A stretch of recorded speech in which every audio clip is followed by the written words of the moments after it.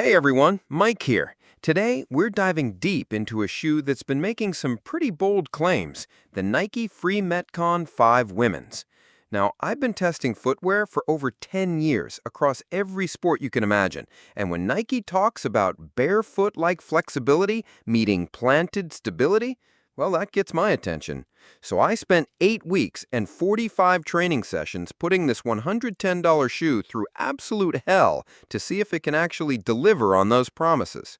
Before we jump in, if you're new here, I'm Mike. I'm 5'9", around 175 pounds, and I approach every review with real data, not marketing fluff. I test everything so you don't have to waste your money on gear that doesn't work. And speaking of not wasting money, I'll have the best current pricing link for these shoes in the description below. So let's start with what Nike's actually claiming here. They say this shoe delivers ultimate training flexibility without compromising stability for serious lifting. That's a pretty big promise when you think about it. Flexibility and stability are usually opposites in footwear design. You get one or the other, not both. So right off the bat, I was skeptical. The technical specs are pretty interesting, though. We're looking at a $110 price point, which puts it in premium territory. Weight comes in at 9.2 ounces for a women's size 8. That's actually pretty reasonable for a cross trainer. The heel-to-toe drop is 6 millimeters with a stack height of 24 millimeters in the heel and 18 millimeters in the forefoot. The midsole uses Nike's free foam with what they call a firmer heel pod, and the upper is breathable mesh with synthetic overlays. Now, taking these out of the box for the first time, the thing that immediately grabbed my attention was that dramatically segmented outsole. I'm talking deep grooves that make this shoe look like it could literally bend into a pretzel. Running my hands along that sole, I could already tell this flexibility thing wasn't just marketing. This was going to bend like nothing I've tested before. But here's where it gets interesting. That heel area feels completely different. It's solid, wide, and planted. It's like Nike took two completely different shoe philosophies and somehow made them work together in one design. The lacing system includes what they call chain mesh, basically a wider, more forgiving mesh pattern around the midfoot that's designed to accommodate foot expansion during intense training without creating pressure points. All right, let's talk about my first real test session. I started with deadlifts because if this shoe is going to claim stability for serious lifting, that's where it's going to prove itself or fail completely. I loaded up 225 pounds, nothing crazy, but enough weight to test stability. The moment I planted my feet and set up for that first rep, I immediately understood what Nike was going for. That wide heel base locked me down like I was wearing dedicated lifting shoes. No wobble, no shifting, just solid ground contact. I felt completely confident and stable throughout the entire set. But here's where it gets wild. The moment I transitioned to burpees for my circuit, it was like putting on completely different shoes. The forefoot flexibility is absolutely insane. I'm talking bend until it almost touches itself flexible. During the plank portion of those burpees, during mountain climbers, during stretching sequences, these shoes genuinely felt like wearing thick socks. It's hard to overstate how dramatic this difference is between the heel and forefoot. Over the next 8 weeks, I put these through every training scenario I could think of. Heavy lifting sessions, HIIT classes, functional movement patterns, you name it. And I've got to say, that cushioning hits a sweet spot I wasn't expecting. It's firm enough that I never felt disconnected from the ground during squats. I tested them up to 185 pounds with zero issues, but soft enough that box jumps and plyometric movements didn't beat up my knees. One of my most challenging tests was a 90-minute CrossFit style workout that mixed heavy deadlifts with sprint intervals. This is where most shoes show their limitations. They're either good for lifting or good for cardio, but not both. The Free Metcon 5 actually handled this really well. I did 15 minutes of barbell work, including deadlifts up to 205 pounds with no stability issues whatsoever. Then immediately transitioned to high-intensity cardio portions, and the shoe adapted perfectly. What really impressed me was the transition performance. Moving from weighted lunges to box step-ups to rope climbs, I never felt like the shoe was fighting against the movement. That flexibility advantage really shines during complex movements where your foot needs to adapt to different angles and surfaces. The traction surprised me too. I tested these on various gym surfaces, rubber flooring, concrete platforms, even some dusty areas where grip usually becomes an issue. Consistently solid performance. No slipping during lateral movements or quick direction changes, which is crucial when you're fatigued and your form starts breaking down. But let's be real about the limitations here, because no shoe is perfect.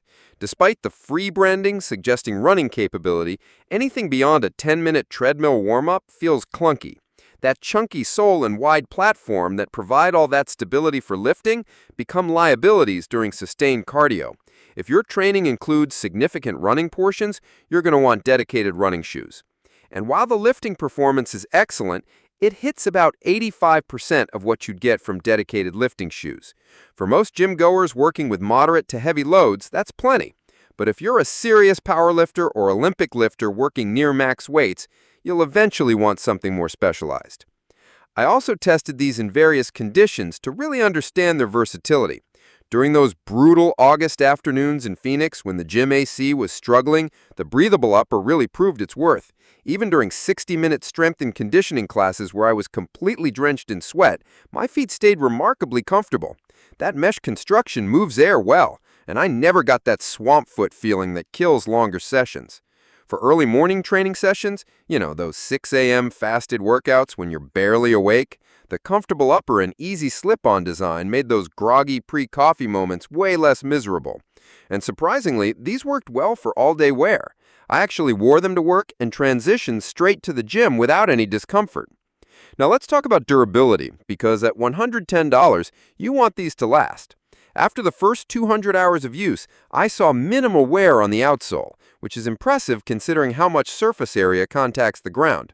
After hitting 400 hours of mixed training, I noticed some compression in the forefoot foam, but nothing that affected performance. The upper materials held up exceptionally well. No fraying, tearing, or significant wear patterns. So does Nike actually deliver on their promises?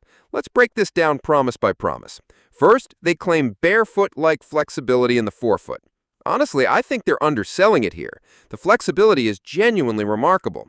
Testing revealed the shoe requires 50% less force to bend compared to average cross trainers. During yoga cooldowns and stretching sequences, I honestly forgot I was wearing shoes. I'd say they deliver 110% of what they promise on flexibility. Next, the stable platform for lifting claim.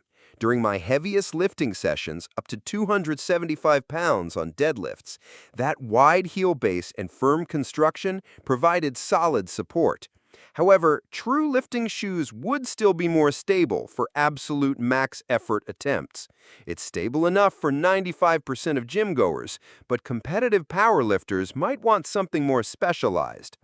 As for versatile training performance, I'll give them credit here. From burpees to barbell rows, the shoe handled everything I threw at it. The only area where versatility breaks down is sustained running. Definitely not suitable for anything beyond short cardio bursts. After all this testing, I'm giving the Free Metcon 5 an 8.2 out of 10 overall. Here's how it breaks down. Design and aesthetics get a 7.5. Clean lines and that black-white anthracite colorway look sharp, though it's definitely a gym-focused look. Flexibility and comfort get a 9.5. Genuinely exceptional forefoot flexibility paired with impressive all-day comfort. Weightlifting stability gets an 8.0.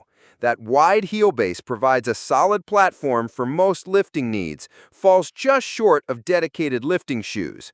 HIIT and cardio performance gets an 8.5, excels at high-intensity intervals and complex movements, limited by poor running performance. And value for money gets an 8.0. At $110, it's solid value for the versatility provided, though not cheap. Now, I've been talking with other athletes in my local CrossFit community about these shoes, and the feedback is mostly positive with a few specific issues. My training partner, Sarah, who's 5'6" and 145 pounds, mentioned that the sizing felt a bit snug initially, but they stretched out after a week of use. Meanwhile, my buddy Carlos, who's 6'1" and 190 pounds, found the cushioning too soft for his heaviest squats over 315 pounds. But these seem to be minority opinions. Most people love the flexibility and versatility. Let's talk value. At $110, here's my breakdown. That's about 18 cents per training hour based on the estimated 600-hour lifespan. Compared to buying dedicated lifting shoes plus separate HIIT shoes, you're looking at significant savings. Based on delivered features versus promises, I'd say they deliver about 90% of what they claim, which at this price point represents excellent value. Bottom line, worth it if you need one shoe for varied training. If you're primarily a runner or exclusively lift heavy, this might be a questionable investment. So, who should actually buy these? They're perfect for CrossFit and functional fitness enthusiasts who need that combination of flexibility and stability. Great for gym goers who split time between strength training and HIIT classes. Ideal for athletes who do complex movements requiring foot flexibility like yoga, stretching, and bodyweight exercises. Perfect for training sessions under 90 minutes with varied exercise types. And excellent for people who want one shoe for multiple gym activities. You should consider carefully if you're a weekend warrior who lifts moderately heavy under 250 pounds. These will work, but dedicated shoes might be better long-term. Same if you need shoes for both gym and significant outdoor activities, or if you have very narrow feet, as they may feel loose despite some reviews saying they run small. Look elsewhere if you need shoes primarily for running anything over 2 to 3 miles regularly. Definitely skip these if you're a power lifter working with near-max loads regularly, if you want budget-friendly training shoes under $75, or if you need shoes that work equally well for outdoor activities. For alternatives, if you want better running capability at a similar price, consider the Reebok Nano X3. For more lifting stability with some versatility, look at the Nike Metcon 9. For budget-friendly cross-training, check out the Under Armour Tri-Base Rain 5. My final take after all this time in the Free Metcon 5, it's an excellent specialist shoe that excels at exactly what it promises. Flexible, comfortable cross-training with enough stability for serious strength work. If you're doing varied gym training 3 to 5 times a week with a budget around $110, this is absolutely worth considering. Pro tip, size normally. They do run true to size despite some reviews suggesting otherwise, and give them a week to break in. The flexibility will blow your mind, but don't expect them to replace running shoes. I'll have the best current pricing link in the description below. If you found this review helpful, smash that like button, subscribe for more honest gear reviews, and drop any questions in the comments. I'll do my best to help. Until next time, happy training!